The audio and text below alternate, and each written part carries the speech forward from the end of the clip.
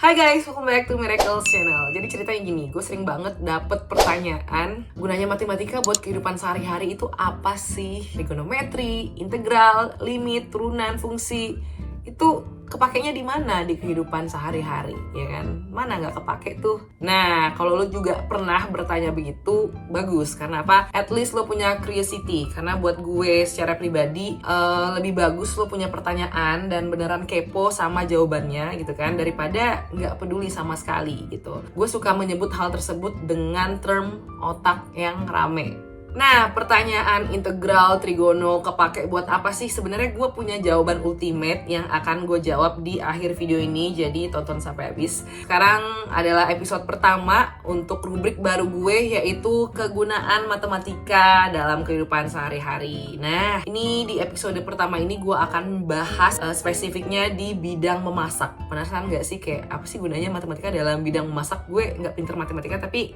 gue bisa-bisa aja masak, kayak apa gunanya. Oke, langsung aja kita mulai ke poin pertama. Poin 1 adalah customize ukuran porsi dari resep. Nah, gimana tuh? Jadi misalkan nih lo punya resep kue yang mantap banget. Let's say di resep itu tertulis untuk 8 orang kuenya. Ini ada resep kue ya. Nah, rencananya lo cuman mau masak buat 3 orang aja, gak nyampe 8 nih kan. Nah, kan lo cuman tahu resep aslinya nih. Di resep aslinya itu dia minta 2 cangkir tepung. 2 cangkir tepung buat dapet hasil kue untuk 8 orang. Nah, lo gak mau mubazir nih. Lo cuman pengen bikin kue itu buat 3 orang aja. Nah, gimana lo tahu lo butuh berapa cangkir tepung yang tepat, yang pas, gak mubazir, gak kekurangan, sesuai resep, tapi untuk 3 orang doang. Nah, di sini nih kepake kan matematikanya. Lo bisa pakai matematika buat ngatur ukuran tepung tadi sesuai porsi yang lo custom gitu. Nah, kita bisa bikin pakai perbandingan. Gimana tuh? Gini. Jadi jumlah bahan, ya kan? Jumlah bahan dibagi jumlah porsi asli. Nah, jumlah bahan asli per jumlah porsi asli. Jumlah bahan yang baru ya, yang kita custom per jumlah porsi custom gitu. Nah, dari sinilah baru lo masukin angkanya. Berapa nih jumlah bahan yang asli? Yang asli tadi dia bilang ada 2 cangkir tepung kan, per jumlah porsi asli untuk 8 orang tadi dia bilang. Nah, jumlah bahan yang kita ingin cari, kita tulis aja X, dengan X dulu ya, bosan ya, tapi ya udahlah ya guys. Jumlah porsi custom ya, kita kan mau buat untuk 3 orang, jadi kita tulis di sini 3. Ya udah, kita tinggal dikali silang aja. 2 kali 3 sama dengan 8X. X sama dengan 2 kali 3 apa? 6 ya, 6 bagi 8 berapa? Nah, 0,75. Jadi kita butuh 0,75 cangkir tepung untuk bikin kue kepada 3 orang. Gitu deh, gampang kan? Jadi kepake nih, perbandingan-perbandingan tuh kepake. Asal kita tahu aja cara makanya gimana, dibandingin dengan apa, sehingga bisa memudahkan kita dalam mencari tahu butuh berapa porsi tepung ya untuk bikin kue untuk ke 3 orang ini yang kita custom tadi gitu. Mantap kan? Oke, poin yang kedua adalah untuk menghitung waktu masak. Kita pakai kasus yang sama aja kayak yang poin pertama. Jadi bayangin lo mau bikin kue, di resep kue itu tertulis dimasak dalam oven selama 40 menit dengan suhu 100 derajat ya, 100 derajat Celcius. Tapi ini ada masalah nih, oven yang lo punya di rumah suhunya berbeda, yaitu 200 derajat Celcius. Dan ini gak bisa dikurangin atau gak bisa digedein. Nah, terus gimana dong?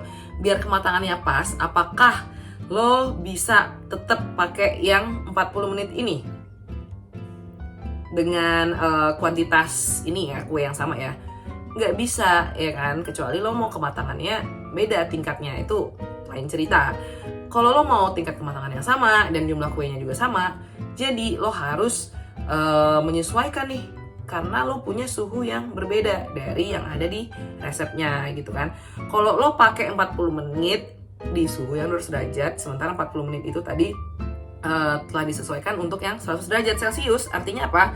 Bakingan lo bakalan gosong gitu. Karena bakingan lo akan terekspos ke intensitas panas yang lebih banyak in total gitu. Nah, disinilah matematika digunakan. Balik lagi ya, sebenarnya mirip-mirip kayak poin pertama, yaitu perbandingan. Jadi perbandingan ini kepake banget di banyak banget lah ya, di everyday life, termasuk di sini gitu. Mungkin kita nggak sadar aja, tapi sehari-hari kita pasti pakai perbandingan gitu guys ya. Tapi hati-hati kebolak. Ya, ini agak tricky soalnya, jangan asal membandingkan, bisa jadi yang dibandingkan tidak sesuai. Jadi yang di poin 1 tadi apa? Kita membandingkan tepung yang dibutuhkan dan porsi kue yang dihasilkan ya kan, untuk berapa orang gitu. Semakin banyak orangnya atau semakin besar porsi yang kita inginkan, ya berarti tepungnya juga semakin banyak. Jadi dia berbanding lurus gitu. Sementara di kasus ini, semakin tinggi suhu ovennya, semakin berkurang durasi yang kita butuhkan gitu. Jadi kebayang nggak? Yang pertama tadi berbanding lurus, yang kedua ini berbanding terbalik gitu. Karena semakin suhunya meningkat, waktu yang dibutuhkan semakin rendah gitu. Kalau lo sadar, sebenarnya kita udah belajar tentang hal ini di matematika SD ya, bab perbandingan. Di poin 1 itu namanya perbandingan senilai atau perbandingan lurus ya. Ini intermezzo aja atau cukup tahu aja. Yang poin kedua ini adalah perbandingan berbalik nilai atau perbandingan terbalik. Nah, perbandingan berbalik nilai ini buat yang lagi belajar di sekolah mungkin masih familiar ya sama term ini. Kalau yang udah lama nggak sekolah mungkin udah lupa, tapi intinya disinilah si perbandingan senilai dan berbalik nilai ini terpakai di kehidupan sehari-hari gitu. Jadi gimana nih model yang berbalik nilai di poin kedua ini atau di kasus ini gitu ya. Jadi tadi dia bilang apa? Suhu asli ya kan 40 menit. Suhu asli 100 derajat yang dibutuhkan adalah 40 menit. Oke, suhu asli 100 derajat yang dibutuhkan 40 menit. Nah, suhu yang baru itu 200 derajat. Butuh berapa menit ya kan? Sekarang gue pakai Y aja deh. Tadi kan udah pakai X gitu kan.